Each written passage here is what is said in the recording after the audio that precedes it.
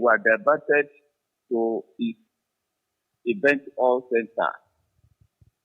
Rather than collating the results at the hotel, which was their due venue, you see all of them going to write results that they never went for, results that were not collated on the field, that were just compiled somewhere.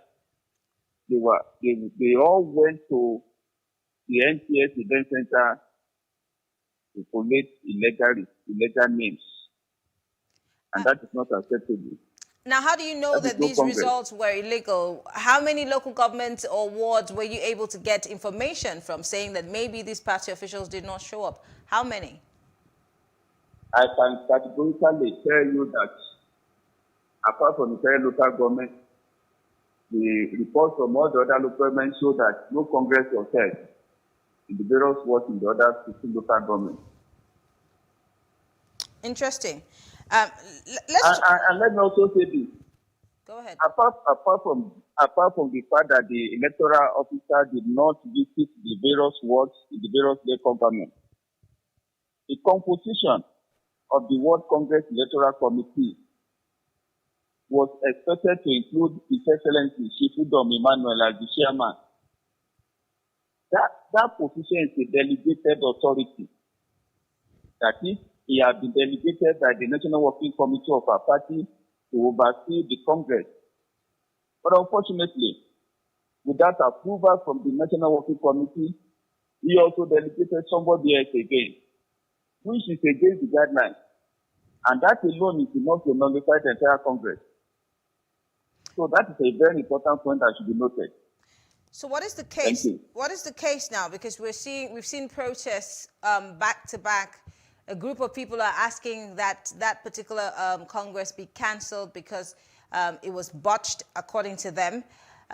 What is the National saying? Have you spoken to, have your grievances been addressed by the National on this issue? But before you answer that, in that video clip that we just played, Senator Olujimi was making reference to something that has happened before. In fact, she said that this has happened before and it's happening again, and that they're standing, and all the people that were with her are standing against it. What did she mean by this happening again?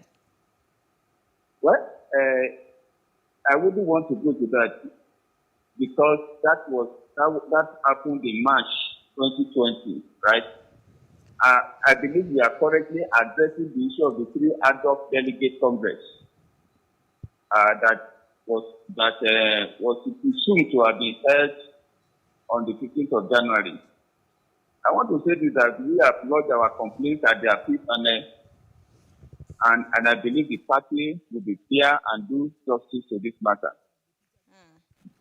Now, I want to talk about the PDP here. The PDP is the major opposition to the sitting party, the ruling party, the All Progressive Congress. And if the PDP is saying that its hopes is to be able to rescue the people of Nigeria, rebuild the country. The party is made up of men and women of integrity. And I want to say this categorically, that PDP is very much out this time around to rescue the nation from this hands of this toothless All Progressive Congress party that has impoverished this entire people of this country. However, those who are sent, who were expected to follow the rules and regulations of the 3 ad hoc delegates by the leadership of the National Working Committee, compromised heavily. And you won't be surprised that the two most prominent people were members of the former NWC that have been heavily discredited. So, and I believe the new leadership will take a look at this and do the needful. The current chairman of the People Democratic Party is a man of integrity. He is our leader. He has listening ears. No wonder they gave us a lot of attention at the appeal panel, and we have been very much assured that all the wrongs will be corrected. But where is this integrity that you're making reference to? You're saying, I mean, of course, you will have to sing the praises of your political party. But if you're talking about the new National Working Committee, the leadership of the party, you're talking about Mr. Ayu and all the people that work with him, why is that integrity not reflected in something as little as Ekiti State? It's just one state having its Congress. And then there are people who are delegated by the party who should also be exemplary in showing that same integrity you're making reference to. But we're unable to see that in a mini Congress that was held in a state. Where is the integrity that you're speaking of? No, let me, if I can hear you clearly, right? Let me tell you this, that 9 of the electoral officers that were sent did not compromise. They wrote a separate report rejecting the report of the compromised officers. And these were also presented to the appeal panel. That shows that it's just like in the Bible when you have 12 disciples that always do that. So we want to assure you that if you do that in the midst of PDP, we will not act that way this time because it's a new leadership that is on a mission to rescue the nation. So we are glad that even despite the heavy compromise, we still have a very few excellent minds that refuse to cooperate with them. And that is why we are getting the refund. And we are very sure that the leadership of the party will do what is right because they are asked to do what is right. And I believe in them. So I'd like to go to something that Mr. Kola Ologbondiyan said, appealing to the aspirants, you included, that might have any complaints to wait for the appeal committee. He said, and I quote, as far as we're concerned, we have done the first leg of our responsibility. The second leg is to collate the results, and no results have been submitted to us at the moment, he says. People are still conducting congresses. He said, if there are complaints arising from the conduct of the Congress, the aspirants themselves will have to wait for the appeal committee, which will come after the committee to file their petitions. But your elections are coming up in June, so how long do you wait for that committee to be able to address your petitions? I can't hear you clearly, please. Well, I'll try again. If you can hear me now. Can you hear me? Okay, better now. Mr. Kola Ologbondiyan is appealing to all of the aspirants in Ekiti who have had complaints and, of course, reservations about how the conduct of that Congress went.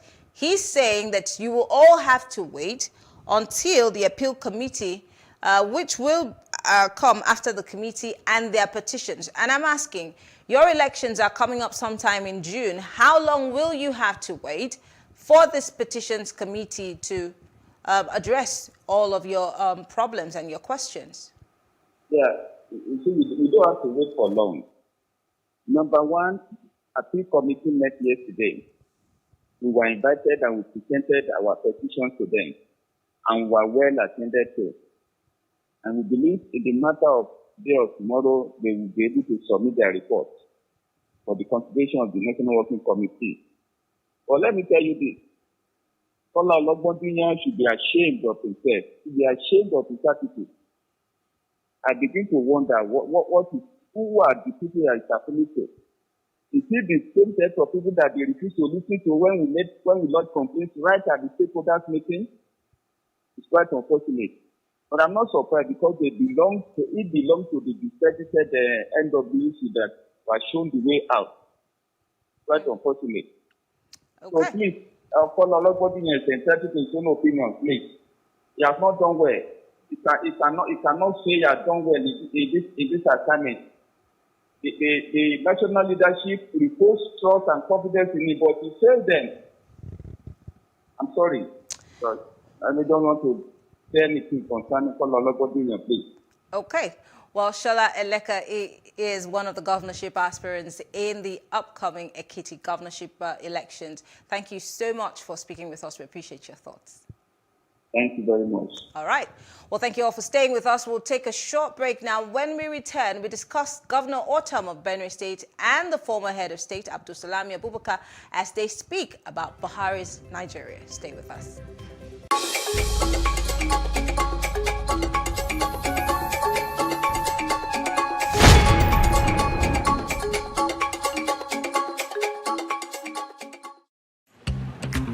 Whether you like it or not, the dryness and dust is coming. And this time, it might not give up that easily. But do the people have the power to shake it off? Well, of course they do, and you do too. Kick dry skin to the curb and get smooth, intensely nourished skin with Nivea's deep moisture lotions and lip balms. Follow the story online, #DoneWithDryness.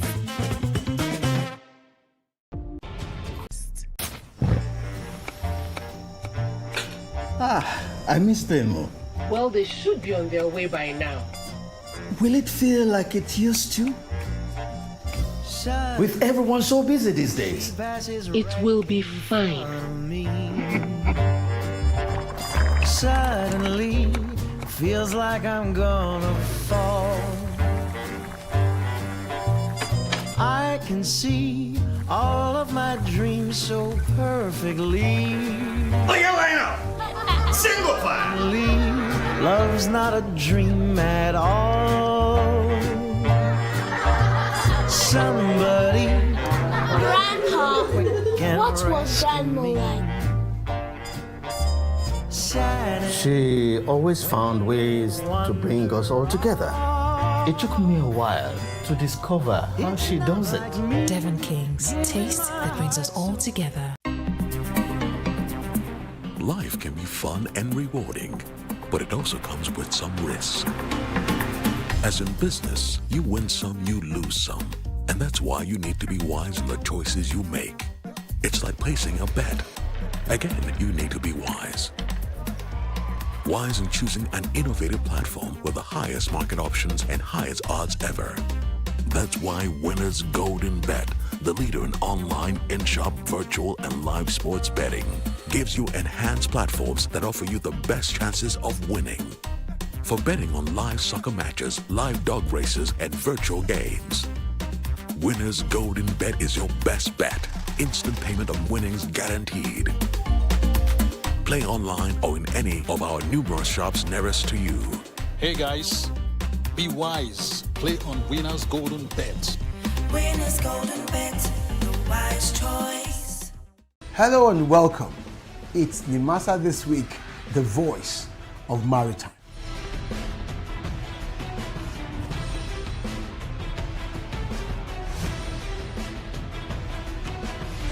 Nimasa This Week is brought to you by the Nigerian Maritime Administration and Safety Agency.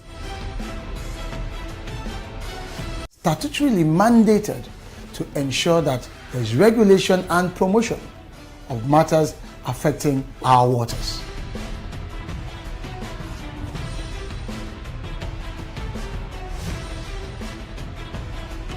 NIMASA bears responsibility for search and rescue, shipping development, and ship registration.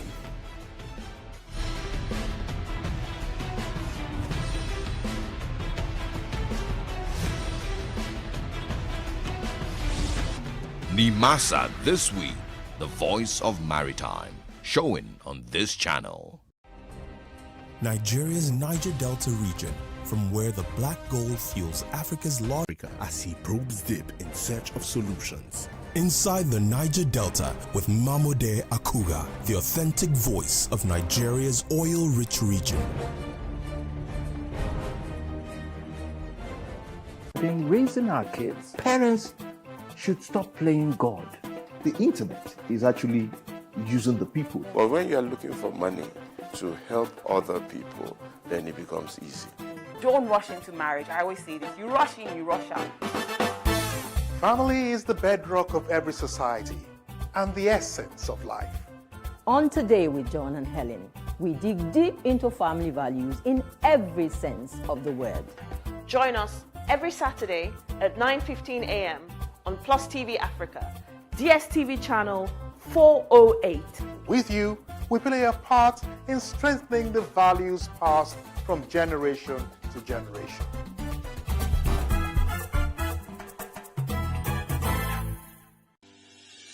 Increase the reach of your events or business services.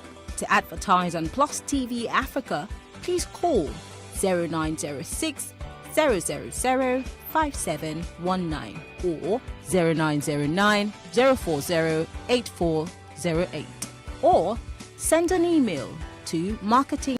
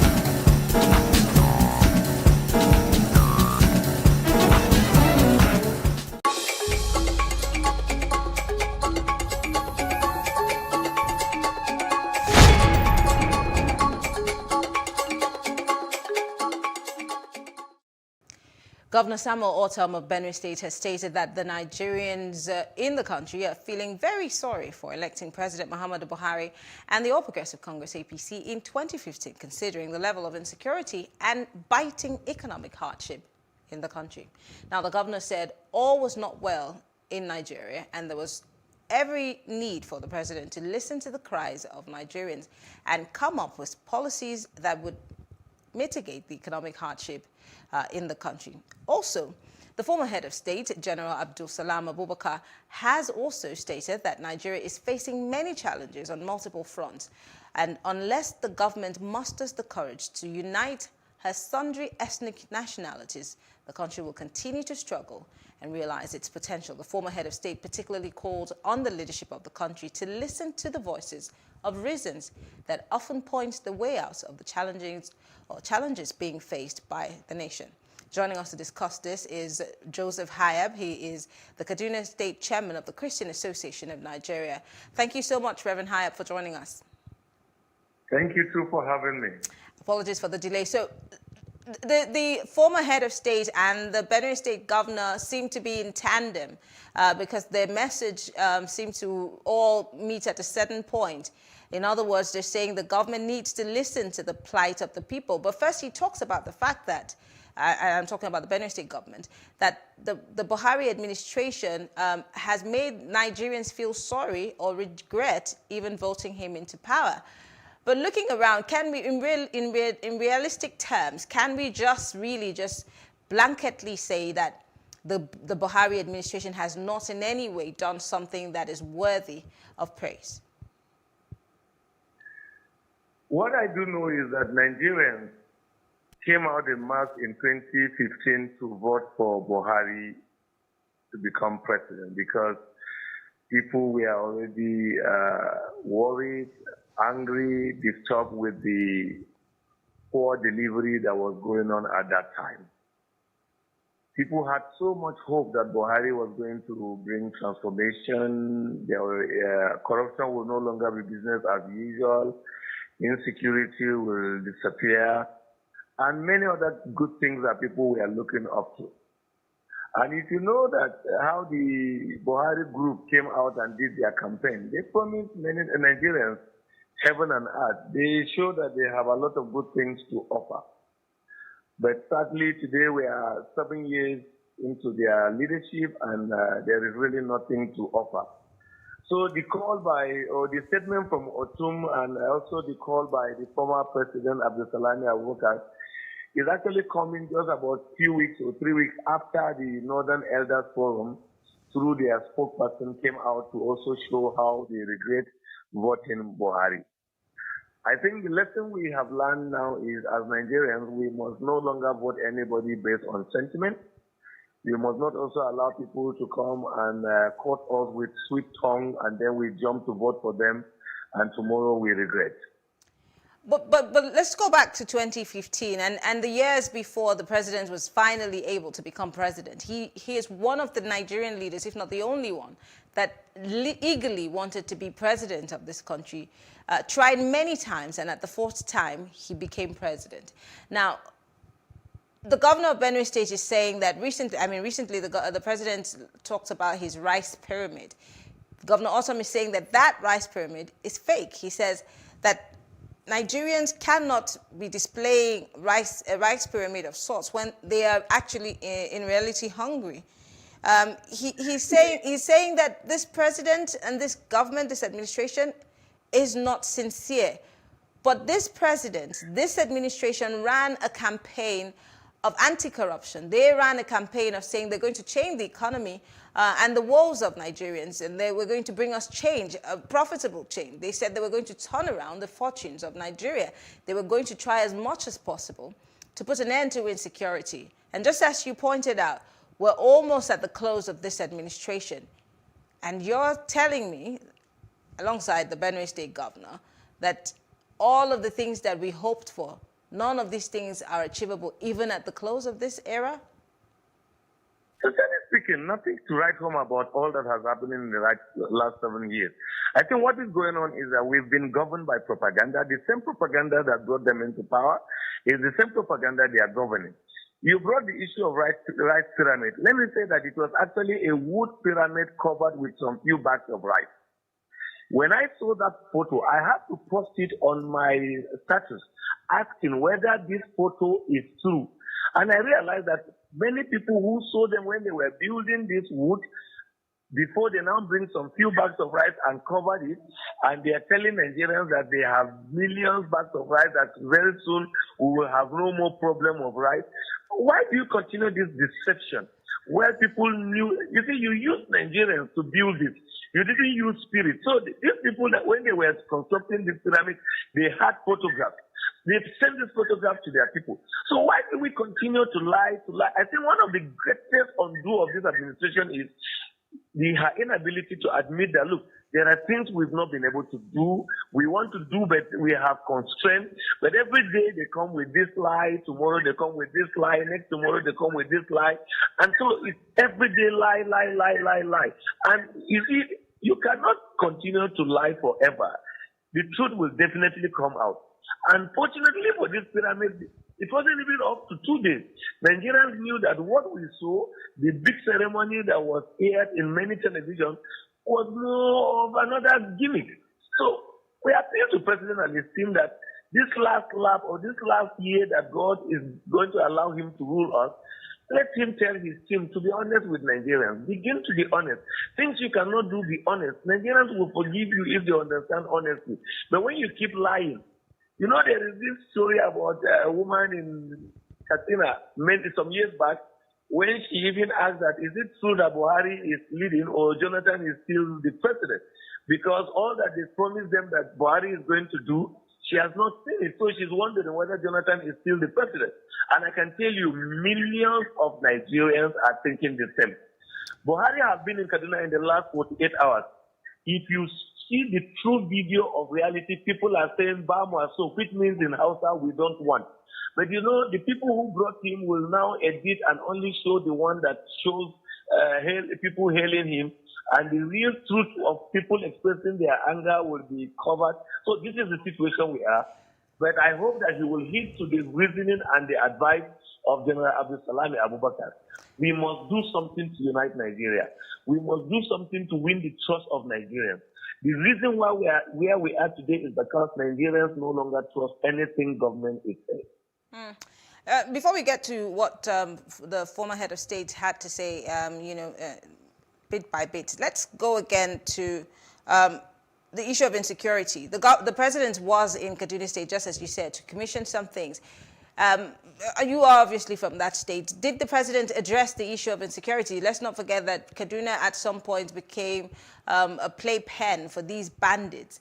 And it seemed a bit overwhelming for not just the governor, but even security agents in that particular part of the country.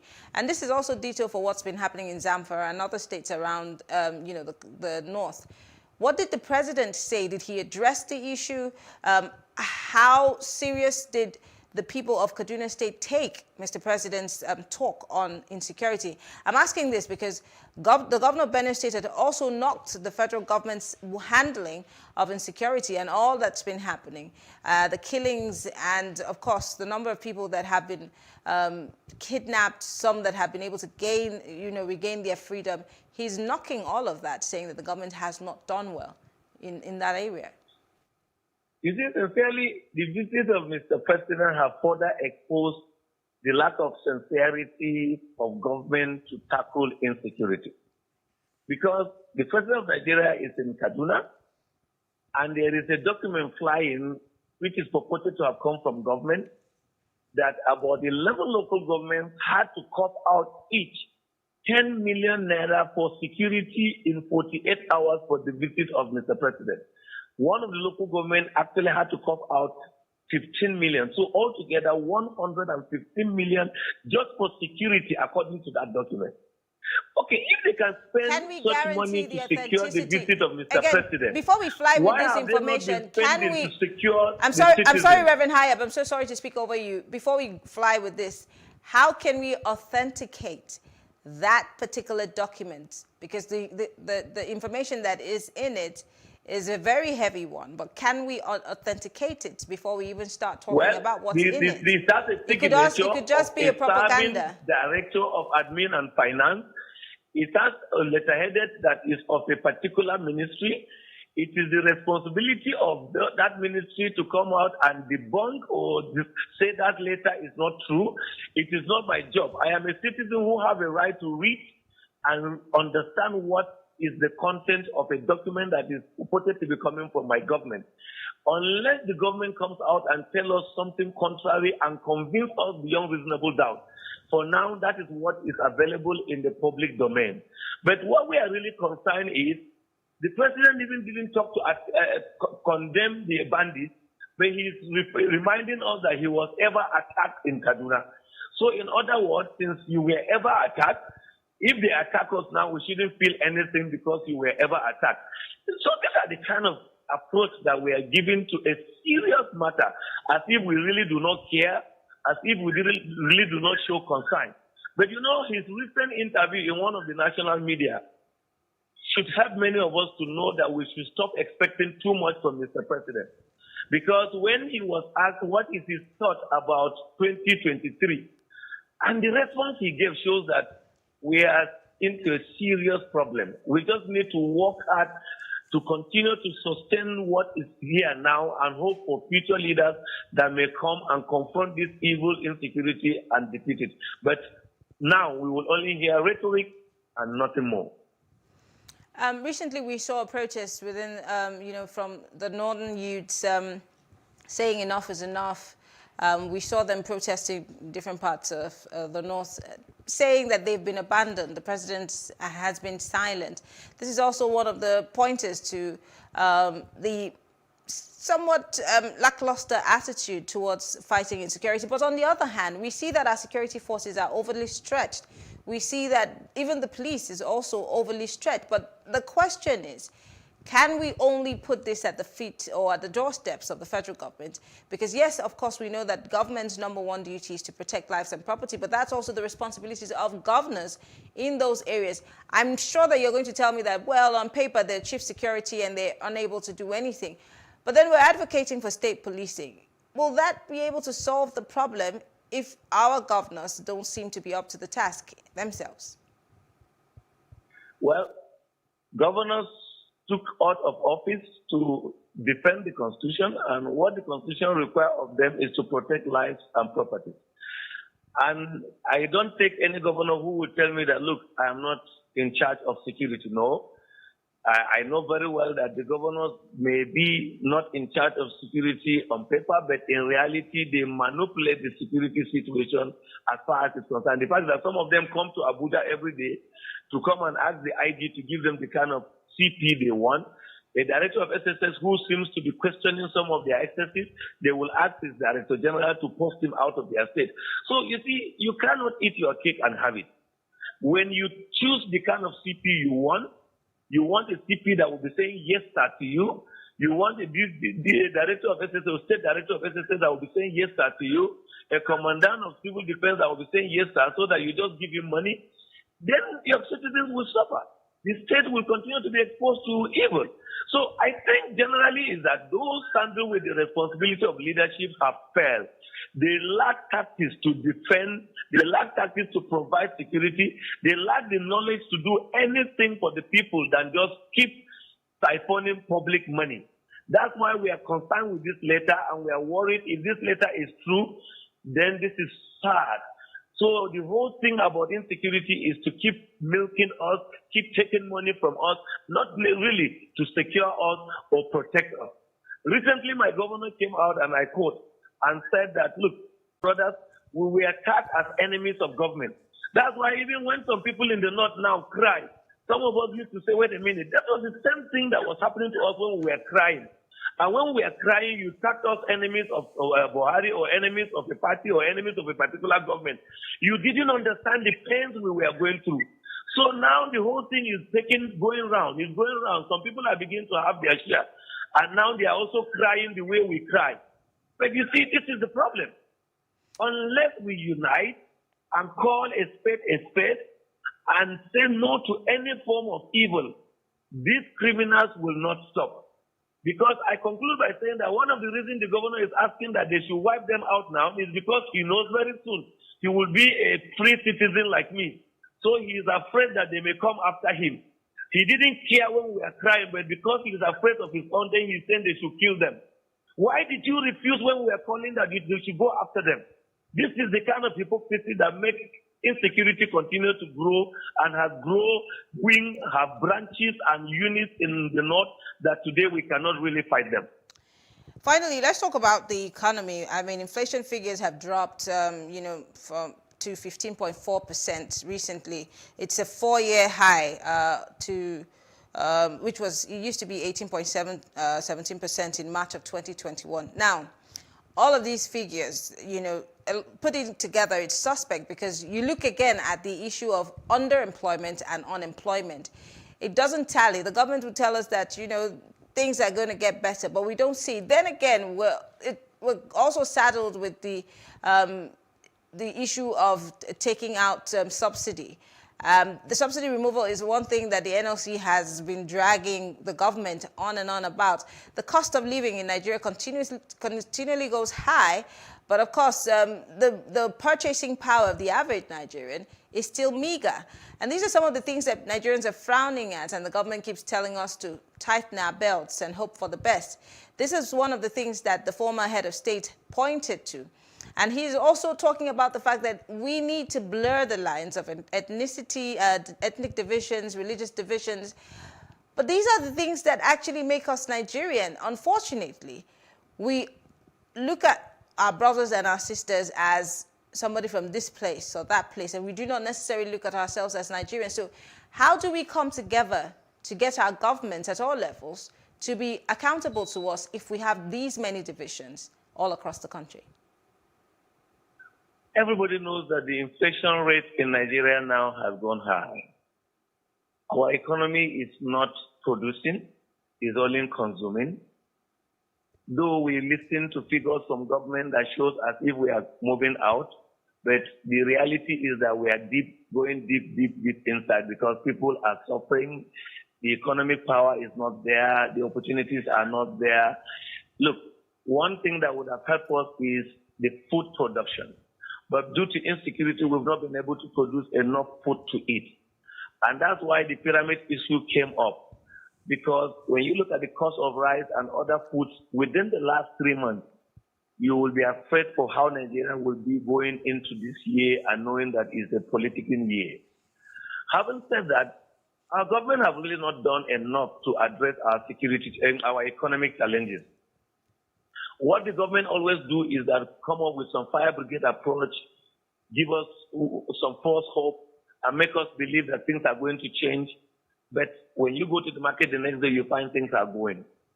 When this government wanted to come to power, one of the things they attacked the previous government was that they said, look, there is no way you will claim to be paying subsidy, someone is stealing the money. Today, we keep paying subsidy, and the fact is that the cost of petroleum has even increased. Then we have not done anything for 7 years, and we are just coming out without any alternative or any succor. We are now increasing fuel price, and the man who will suffer the pains is still the common man. So this is where we are not doing it right. But let me conclude by responding to the key thing that the president said, the former president, sorry. The truth about it is that unless we deliberately find a way of ensuring that Nigerian youth have jobs to do, criminality and insecurity will not stop in Nigeria. Because many of these young men are jobless and they are ready to do any evil as long as it's going to bring them food. Don't forget, those in power recruit their friends, give them money to lie, to accuse and insult everybody. So some of them may not have the spirit to go and do what those in government are doing to get money. So they will do the other evil to get money because every evil is evil. And the government for doing this today, every day you will see adverts. Tomorrow again, the same government is sacking people but advertising. So people see contradiction every day. There is no clear cut. Those that they have even employed, they have not paid them in the last 8 months. So these are the kind of confusion that people don't understand. Let me talk about the need for unity among the various. What Nigeria have done is to divide the various tribes, and we fight among ourselves, and then they keep looting and doing the evil that we are complaining. But if leaders will deliberately create an avenue for people to come and talk as brothers, talk as members of one family, just as we were celebrating the victory of Super Eagles. If we celebrate and do not care about religion, do not care about region, do not care about identity, then we should find something that will unite us and we talk as Nigerians. Okay. Celebrate each other as Nigerians, defend each other as Nigerians. If not, our situation is getting out of hand. I want to say thank you to you, Reverend Hayab, is, of course, of the Christian Association of Nigeria, Kaduna State Chapter. Thank you so much for speaking with us. Thank you, too, for having me. Thank you. All right. Well, thank you all for staying with us. We'll leave you with the highlights of the week because we've had very interesting conversations on Plus Politics from Monday to today. I am Mary Anna Kun. I'll see you next week. Have a good evening.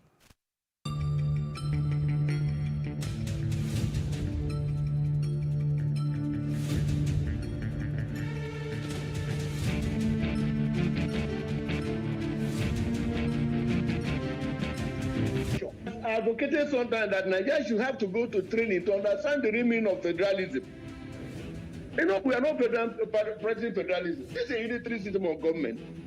So, for example, we mentioned the Ebubag why that they are not been able to roll out Ebubag. The point that some governors are not yet convinced that because of the structure, governance structure, some of this will make it difficult. But the moment it becomes this philosophical framework of the government, that this is how it's supposed to be, both the federal and everybody will join in making sure that we have such multi-level security architecture. What they are saying. So the point that you are having, it's telling here, there and there, because the federal government has not yet convinced on the way to go. On the other hand, they have poor understanding of what you mean by federalism. The only federalism, only in Nigeria you find this kind of lopsided federalism or what they call unitary federalism. It's not how to practice federalism. There's no part of the world that you find federalism like this.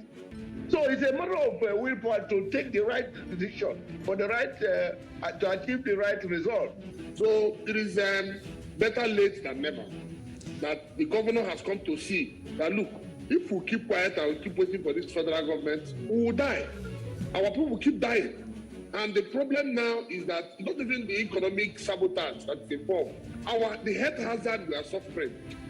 Young babies born are suffering it. Pregnant women are suffering it.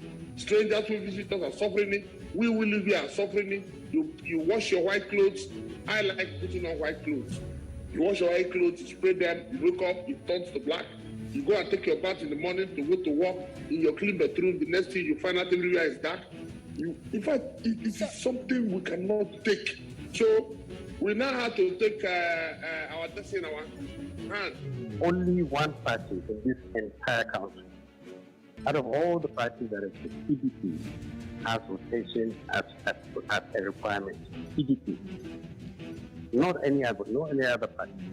When we say competence should be prioritized, it includes everybody who has come out to save their community, including people from the South. It's quite possible that the most competent Nigerian out of all the lot who is asking to be trusted with power will come from the South. We can vote for a Southerner. We are not saying absolutely only a Northerner is competent enough to be president. We are saying prioritize competence. No one has the right to circumscribe the right of Northerners aspire to be president of this country after President Buhari, to be candidates of their parties if their parties make them candidates, or to be voted for by other Nigerians. Because if you do this, we are circumcised. You constrain all of us into the role of leaders. And you say you vote only for the candidates. All of you can vote. Oh, thank you very much, but no, it is not good enough. We will not accept it. Democracy doesn't exist in consensus, because consensus could just be a trick through which some strong people may want to impose a candidate on a caucus. And then when you complain, they say we built a consensus. So that may not be democratic. That's where the problem is. And that, I think, at the end of the day, the president may simply still sign it, even if he doesn't get his way. But as I said earlier, these are the opening schematics as we progress towards this electoral act. The truth is this: somehow, somewhere, because of the way the northern part of the country was hospitable, a lot of people or some generation of illegal immigrants, took advantage either because of cultural affiliation or religious affiliation or tribal affiliation and infiltrated Nigeria. And many of them, maybe old generation, but their children are those who today are vampires, they are chameleons, they are lepers, and they are venomous. All I can tell you is this is the reason why I prefer citizenship to anything called religion or tribe or other things. And this is my example I will give. Whether you like, be as Christianic as anything, you will never be allowed into Rome or the Vatican City or into Israel if there is no proper documentation.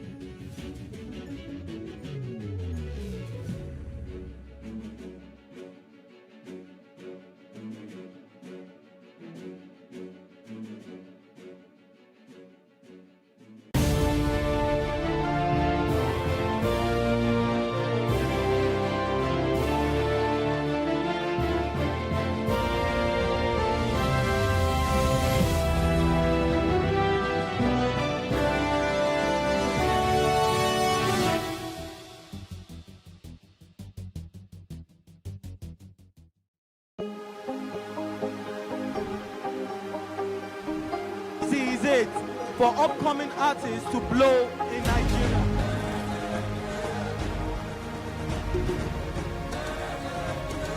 Welcome to Plus Trending. I am Booking November, your host, saying thank you for joining us on today's episode. Welcome back. It's tea time on PlusTvAfrica. Practice makes perfect. I'm not perfect yet, but I'm a lot better than I used to be. He's a king. He's entitled to marry 100 if he wants to.